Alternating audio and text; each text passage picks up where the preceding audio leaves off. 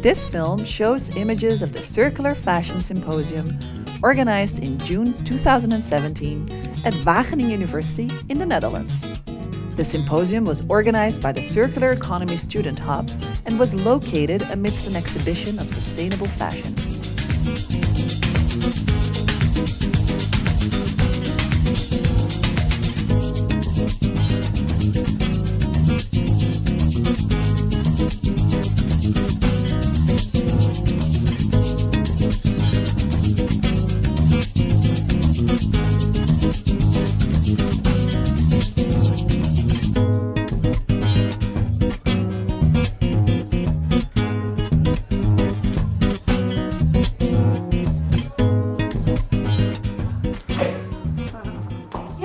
During the symposium, experts from the fashion industry actively engaged with students and professors. Fashion designers, we need marketing people, we need so many different players actually. If you allow me also to comment. I think that the people who work in the fashion industry... Afterwards, we asked these experts how circularity has the potential to transform the fashion industry.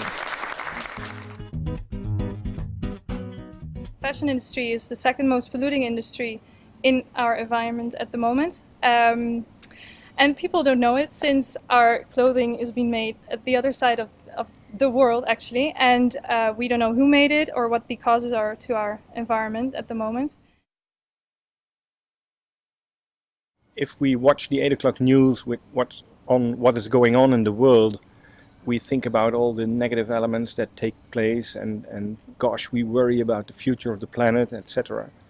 But then a day later, on Saturday at noon, when we go shopping to buy some garments, then all of a sudden these notions have gone. We are only interested in the size and the color and the price of the garment that we want to buy and the quality and whether it fits our wardrobe.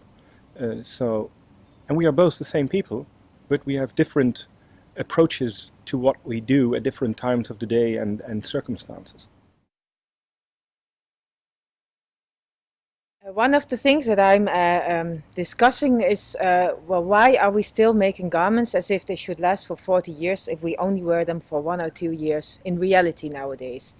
That is also one of the things that I'm questioning if we would really need to wash our garments in the future.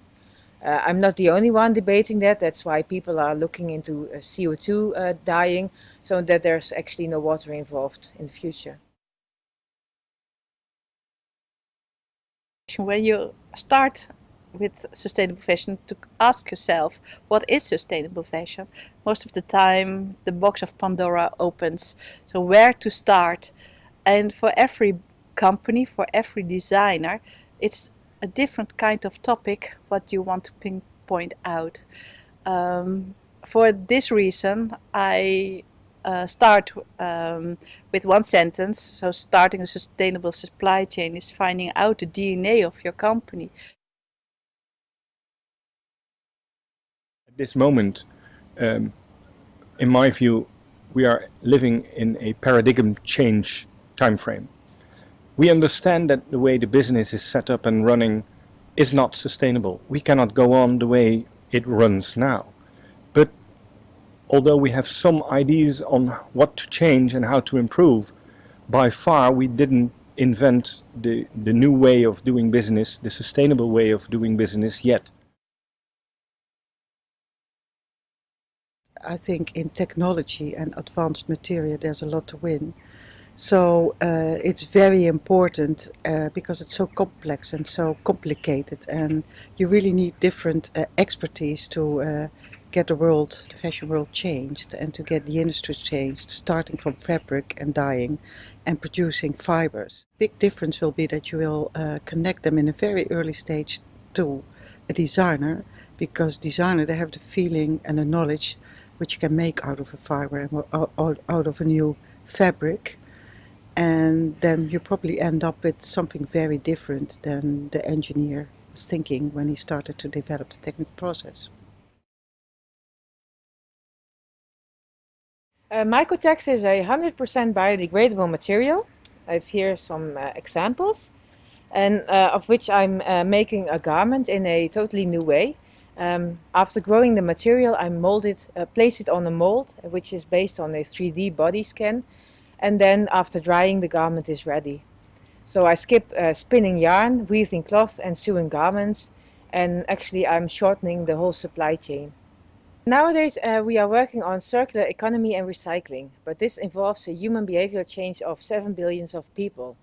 And that's why I'm looking into a new way of producing textiles and making garments. It's in a linear way, but then based on how nature works. Recycling is not enough.